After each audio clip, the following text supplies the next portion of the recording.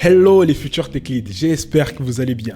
Moi en tout cas, ça va, j'ai de good vibes pour vous faire cette vidéo. Si tu ne me connais pas, je m'appelle Léo, je fais des études de développement web et actuellement je suis en master en MA et j'ai créé cette chaîne pour partager avec toi le peu de connaissances que j'ai dans ce vaste monde de la programmation. Ok, présentation faite, on va rentrer dans le vif du sujet.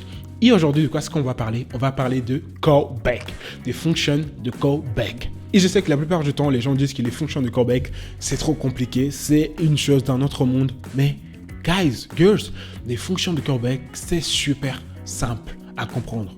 Vous ne me croyez pas? Regardez. On va commencer déjà par traduire ce mot. Callback. Qu'est-ce que ça veut dire? Ça veut dire rappeler. Donc, ça veut dire quoi, Léo? Fonction de callback, c'est une fonction qui nous rappelle ou une fonction de rappeler. Non, c'est pas clair. Et c'est pas du tout ça. Une fonction de callback est une fonction qui va attendre une autre fonction comme argument. Et cette fonction, qu'on va la passer comme argument, elle va être asynchrone. Ça veut dire qu'elle ne va pas s'exécuter tout de suite. Elle va attendre quelque chose. Quelque chose, mais attendre quoi, Léo? Elle va attendre une action, elle va attendre un événement, elle va attendre quelque chose. Là, tu vas encore me regarder et tu vas me dire, mais Léo, t'as dit que c'était super simple, mais là, j'ai rien compris. Une fonction de callback est une fonction qui attend une autre fonction comme argument. Et cette fonction qu'on va passer comme argument, elle va pas s'exécuter tout de suite parce qu'elle est asynchrone. Elle va attendre quelque chose. Non, Léo. Léo, s'il te plaît, est-ce que tu peux parler encore plus doucement? Est-ce que tu peux rentrer un peu plus dans les détails et nous expliquer mieux qu'est-ce qu'une fonction de callback? Bien sûr, il n'y a pas de problème. Donc, tu es d'accord avec moi que ça, c'est la structure d'une fonction. Et comme tu dois le savoir, une fonction va avoir des paramètres et une fonction va aussi avoir des arguments. C'est quoi les paramètres? Les paramètres, c'est quelque chose qu'on va définir au début de la création d'une fonction. Et cette même chose, on va pouvoir l'utiliser à l'intérieur de la fonction. Et les arguments, c'est quoi?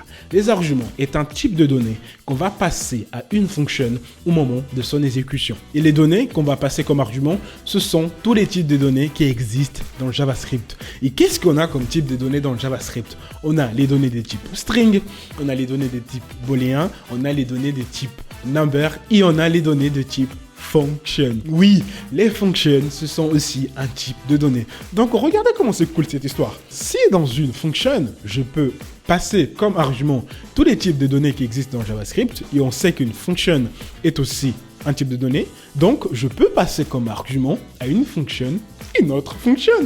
Ok? Donc, les fonctions de callback, c'est tout simplement ça. C'est une fonction qui va attendre une autre fonction comme argument. Mais je ne vais pas te laisser tout simplement comme ça. On va créer ensemble une fonction de callback. Est-ce que tu es prêt à embarquer dans cette aventure avec moi? D'accord? C'est parti. Pour nous faire gagner du temps, qu'est-ce que j'ai ici? Ici, guys, girls, j'ai créé du coup une structure où j'ai un app.js, ensuite j'ai un index.html.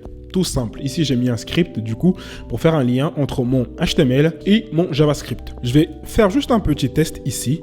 Je vais faire un console.log. Je vais mettre hello, juste pour m'assurer que tout fonctionne correctement. Top, tout fonctionne correctement. Bon, pour mieux nous aider à comprendre les fonctions de callback, on va faire un exemple super cool. On va créer une fonction qui crée des tacos. Oui, une fonction qui crée des tacos de viande. Ok? C'est parti. On va commencer du coup par écrire function. Cette fonction, elle va s'appeler tacos. Et on va faire notre fonction. Notre fonction de tacos, elle va attendre deux choses. Du coup, elle va attendre deux viandes. Je vais commencer par nommer les paramètres comme V1. Et ici, V2. Qu'est-ce que je vais faire? À l'intérieur de ma fonction, je vais faire un console.log de V1. Ensuite, je vais faire un console.log de la viande 2. Ensuite, juste en bas, qu'est-ce que je vais faire? Je vais appeler ma fonction tacos. Ok? Si j'exécute cette fonction, si je regarde, j'ai undefined. Pourquoi est-ce que j'ai undefined? Pourquoi? Parce que tu as tout simplement défini. Ici, comme je n'ai pas passé les paramètres, du coup, ici, ça va être undefined. Je vais commencer par passer les paramètres comme des données de type string. Du coup, je vais faire un poulet. Et ensuite, la deuxième viande va être steak. Si vous n'avez jamais goûté ça, c'est un combo à faire. Poulet, steak comme tacos. Un super combo. Si je reviens, du coup, poulet, steak. Yes, notre fonction tacos s'exécute bien. Mais ici, on a un problème. quand on part dans un grec ou un tacos, en général, on nous donne un beeper. Et ce beeper va sonner lorsque notre commande est prête. Regardez le problème ici. Ici, on fait notre grec, on n'a même pas de beeper. On prévient même pas le client que sa commande est prête. Donc, ce que je vous propose qu'on crée, c'est une autre fonction qui du coup va être un beeper. Ici, je crée ma fonction, que je vais l'appeler beeper. Ok, elle va être comme ça. Et qu'est-ce qui va faire cette fonction? Qu'est-ce qui va faire cette fonction? Elle va juste faire un console log, tout simplement. Et je vais dire tout simplement, votre commande est prête. Ok, on a notre beeper. Maintenant, ce qui serait cool, c'est de passer cette fonction comme paramètre dans cette fonction-là. Parce que regardez qu'est-ce qui se passe ici. Ici, on a notre fonction tacos qui a deux paramètres, V1 et V2. Et ensuite, lorsqu'on appelle cette fonction, on le passe comme argument des données de type string. On a vu que du coup, une fonction peut recevoir tous les types de données qui existent dans JavaScript. Ça peut recevoir tout type de données qui existent dans JavaScript. Elle peut recevoir cette fonction-là. Du coup, qu'est-ce qu'on va faire? On va venir ici, on va mettre une virgule, et on va dire que le troisième paramètre qu'on attend, ça s'appelle callback. Ça va être un paramètre qui va être une fonction. Comme je sais que lorsque je vais appeler cette fonction, je vais attendre un paramètre de type... lorsque je vais appeler la fonction tacos, je vais attendre un troisième paramètre qui va être une fonction. Du coup, j'appelle du coup le callback, parce que je suis sûr que c'est une fonction, et j'exécute ici. Ok? Tac. Si j'actualise, maintenant, si je regarde dans le code, ils me disent que callback is not function.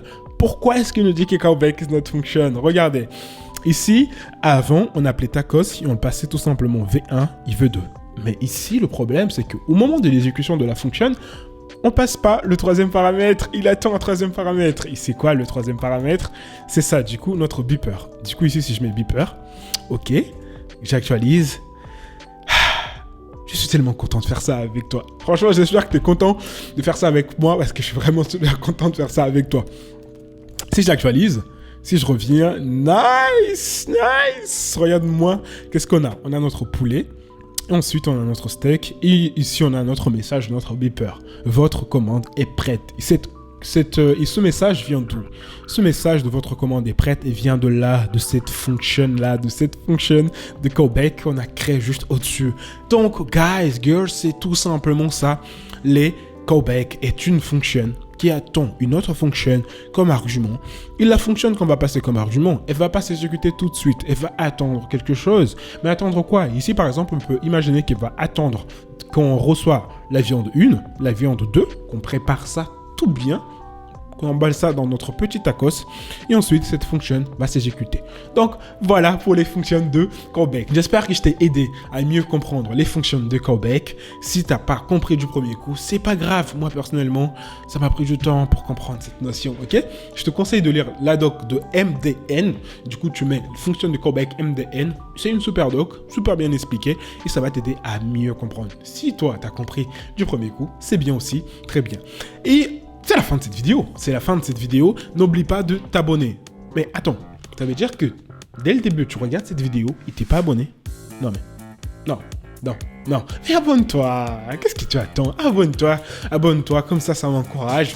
Comme ça, je vais faire d'autres vidéos et comme ça, on va pouvoir progresser ensemble. On va venir, cette année, c'est notre année. On va devenir des tech leads, ok? On va devenir des tech leads. C'est notre objectif.